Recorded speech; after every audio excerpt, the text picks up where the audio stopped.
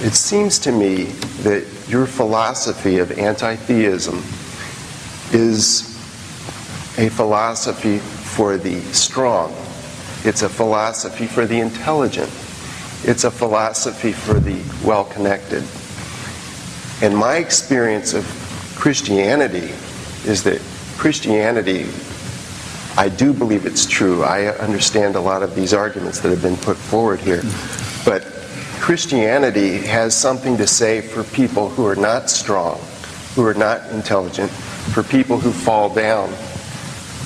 Christianity gives people a reason for dignity, human dignity. We're all created in God's image. It gives us a reason for dignity because Jesus took on our suffering and our frailties and our sin.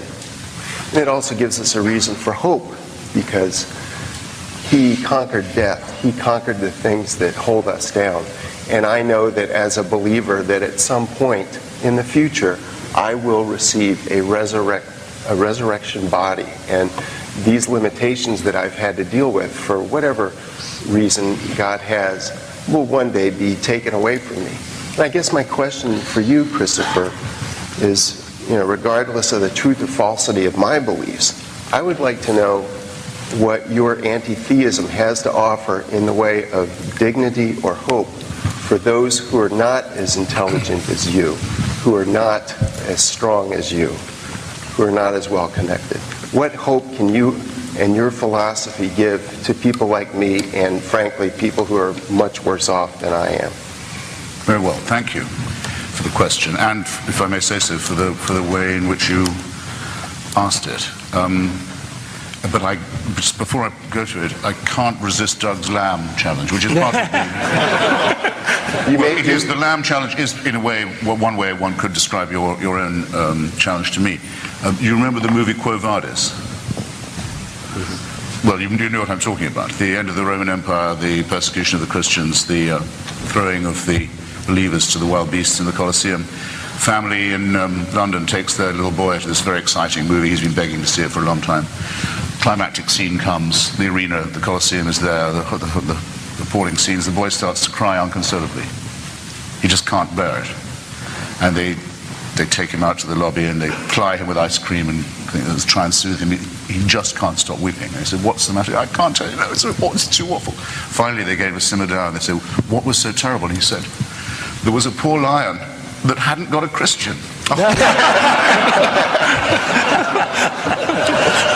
Now, you accuse me, sir, of being on the lion's side of this argument. I had no idea how well-connected and wealthy and strong I looked. My reply will take, if I may, it'll have to take two forms. First, I don't think that it's true, though it's widely claimed to be true, that Christianity is particularly a religion of the weak, the downtrodden, the lost, the abject, those who have been perhaps dealt a bad hand by life in the first place. What does it mean to believe that there is a divinely supervising Father who, not just that there is a creator, in other words, not a deist belief that there must be a first cause, but a theist belief that there's someone who knows and watches and cares?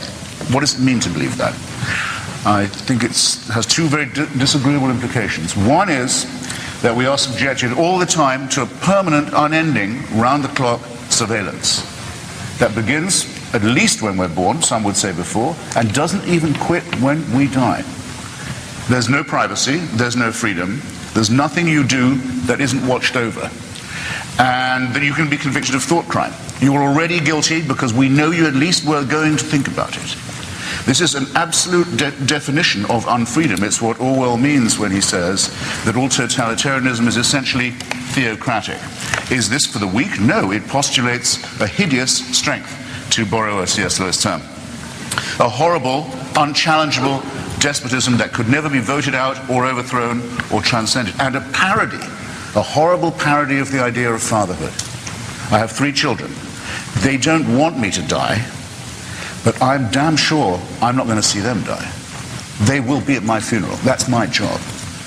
This father says, I'll never get out of the way. You'll be dead and I'll still be here. And I'll sit in judgment on you when you're dead as well. You'll never hear the end of me. You'll never see the back of me. This is a hideous again, tyrannical parody. And it's not a weak person speaking. It's not the still small voice of compassion. It's the utter arrogance of absolute power. All right, I hope if I haven't made that plain this time, I won't be able to improve on that as my view as we go on. That's what I believe. Now let's take a case of someone who's been dealt a bad hand. What about Fräulein Freisel in Austria, whose father, unwilling to get out of the way, kept her in a dungeon where she didn't see daylight for 24 years and came down most nights to rape and to sodomize her, often in front of the children who were the victims of the previous attacks and offenses. And it's only purely by accident that Herr Freisel is now in custody. And it's a shame that he's 76, because his life imprisonment isn't going to feel enough like that to him. I want you to just take a moment, since we're so interested in the downtrodden and the helpless. Imagine how she must have begged him. Imagine how she must have pleaded. Imagine for how long. Imagine how she must have prayed every day, how she must have beseeched heaven. Imagine, for 24 years, and no answer at all. Nothing.